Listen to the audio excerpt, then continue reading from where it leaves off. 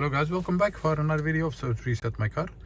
In today's video I'm going to show you how you can reset the surface indicator popping up on an MG ZS. This one comes from 2020. It's an electric model, but there is an indicator popping up and I just reset it, and I'm going to show you how you can do it for yourself. Before you start, I'm going to mention our YouTube channel, So to Reset My Car. Have a look at your channel for more than 500 other videos on how to reset different model cars. Some tips and tricks about cars. Use the comment area if you have any questions and I'll get back to you as soon as possible. Okay, first of all, press or turn the ignition on.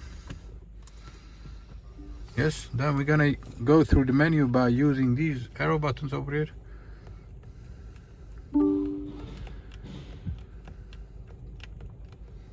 First press the yes indicator on.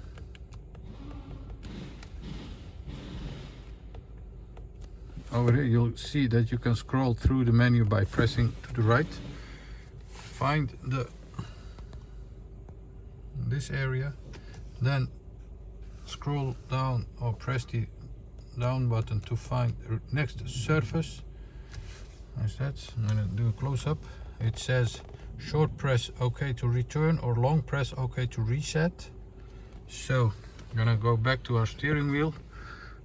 Long press it, keep it pressed, and you'll see that the distance for next surface jumps to a new mileage, in this case to 24,000 kilometers.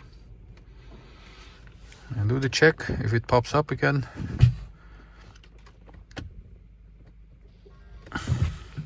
And you'll see that it stays away and it's gone. Thank you so much for watching. I hope you enjoyed it.